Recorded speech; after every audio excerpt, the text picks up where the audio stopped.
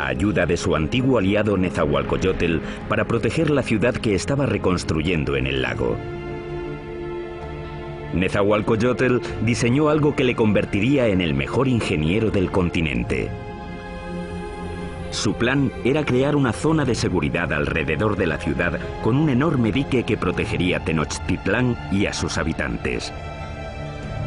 Fue diseñado para ser mayor que ninguna otra obra que hubiera en las Américas en ese momento, con una longitud de 16 kilómetros al este de la ciudad desde el extremo sur del lago y hasta el norte.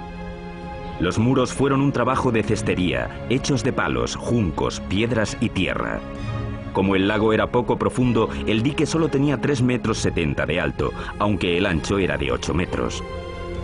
Nezahualcóyotl remató el dique con compuertas, seguramente puertas de madera, que se podían subir o bajar para controlar el nivel del agua. El dique también sirvió para otro propósito: proteger el suministro de agua. Era importante construir algún tipo de mecanismo de protección para evitar que se mezclase el agua salada con el agua dulce de la parte oeste del lago. Napoleón dijo: un ejército marcha sobre el estómago. Es fácil suministrar comida de sobra para los civiles durante el desarrollo crítico de cualquier civilización, pero los aztecas perfeccionaron un método único no solo para proporcionar mucha comida al pueblo civil, sino para impulsar la expansión militar del imperio. Esta solución revolucionaria se llamó chinampas, un sistema que les permitió crear literalmente tierra nueva para cultivar y para vivir. Si vas a hacer una ciudad de cualquier tamaño, tienes que proporcionar espacio, así que lo que ellos hicieron fue construir esas chinampas en el lecho del lago. Básicamente, una chinampa es una isla artificial construida en el lago. Parecían campos de fútbol estrechos, de unos 90 metros de largo por unos 10 metros de ancho. Una chinampa se hacía tejiendo una red de palos que flotaba en el agua y apilando juncos y hierbas encima.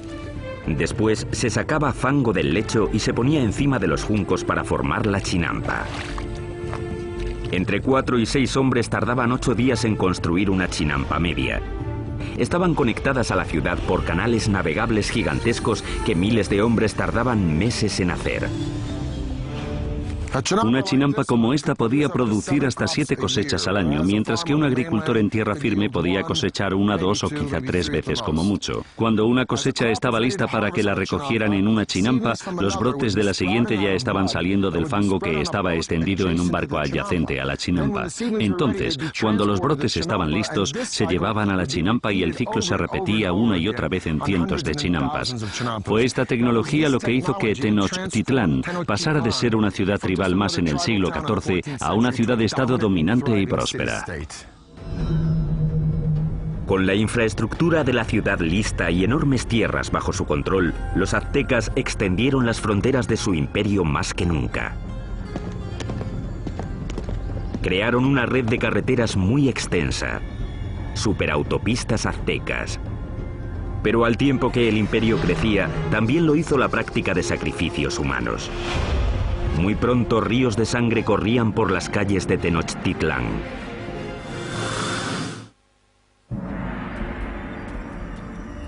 Hoy, Tenochtitlán, la capital del imperio azteca, ha desaparecido, enterrada bajo la actual Ciudad de México. Pero hace 700 años era una capital brillante en ascenso, construida por ingenieros avanzados y liderada por emperadores exuberantes. A finales del siglo XV, la demografía azteca había explotado. Su siguiente gran emperador lanzaría una serie de conquistas que competirían con cualquiera de la historia. Se llamaba Ahuizotl y demostraría que era incluso mejor guerrero que su abuelo, Moctezuma. Para el año 1502, Ahuizotl había conquistado territorios desde la costa pacífica de México y había conseguido que el imperio llegara muy al sur, a Guatemala. Su reinado fue como una edad de oro. Él fue el rey que abrió las rutas de transporte a las zonas costeras y las tierras bajas donde los aztecas tenían sus mayores lujos. Todas las plumas brillantes, el oro, las piedras preciosas que los nobles y soberanos lucían como parte de su estatus, venían de allí. Para transportar riquezas al corazón del imperio, los aztecas construyeron una red de superautopistas que cruzaban México central. Corredores de relevo se apostaban cada 8 kilómetros para crear una especie de UPS antigua. Se podían enviar mensajes o bienes desde la costa del Golfo hasta Tenochtitlán, a 320 kilómetros en solo 24 horas, más rápido que el servicio postal actual. Con el imperio en su esplendor, los aztecas de Ahuizotl se embarcaron en el mayor proyecto de construcción, una enorme pirámide en el mismo centro de Tenochtitlán, el símbolo del poder absoluto. Se la llamó Templo Mayor. La base de la pirámide tenía 75 metros de fondo por 100 metros de ancho y se elevaba a una altura de 15 pisos. Había al menos 117 escalones en 2 escaleras que subían 60 metros y que llevaban a 2 templos en honor a los dioses de la lluvia y de la guerra. El templo se reconstruyó en el mismo lugar 7 veces, comenzando en 1325 con la fundación de la ciudad. La pirámide crecía al tiempo que lo hacía el imperio. Cada piso simplemente se añadía encima del piso anterior. El templo mayor se construyó principalmente con una piedra llamada tezontle, que es volcánica y pesa muy poco. Eso evitaba que el templo se hundiera.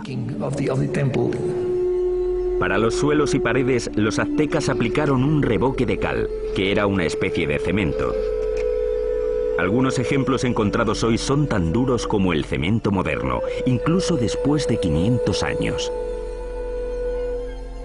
Los albañiles aztecas trabajaron durante décadas para completar su monumento a los dioses. El templo estuvo enterrado hasta 1978, cuando la compañía eléctrica cavó una zanja y descubrió accidentalmente una enorme piedra tallada y las ruinas del templo con ella. El disco tiene 3,5 metros de diámetro, pesa 20 toneladas y representa el cuerpo desmembrado de la diosa Coyolxauhqui. Coyolxauhqui era la diosa de la luna, y su hermano la mató porque se quedó embarazada de una forma vergonzosa. Los aztecas no eran nada mojigatos. De hecho, los nobles tenían muchas mujeres y concubinas. Pero entre el populacho, sobre todo las mujeres, el adulterio estaba prohibido y se castigaba severamente, a menudo con la muerte. Según la leyenda, el hermano de la diosa de la luna le cortó la cabeza y tras decapitarla tiró el cuerpo por una colina. Los aztecas representaban este asesinato literalmente y a menudo en festivales durante todo el año. Decapitaban a sus víctimas en la cima de la pirámide y luego tiraban los cuerpos por las escaleras hasta la gran piedra de abajo. Para los romanos, el tesoro más preciado era el oro. Para los egipcios era el más allá. Para los aztecas era la sangre humana.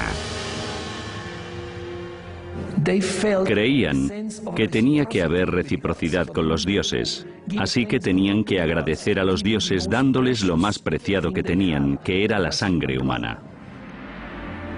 Los aztecas la llamaban agua preciosa y creían que si los dioses no la recibían en grandes cantidades, el mundo acabaría en apocalipsis. Adornar los muros interiores de los templos con sangre humana fresca era práctica común. Y el olor tenía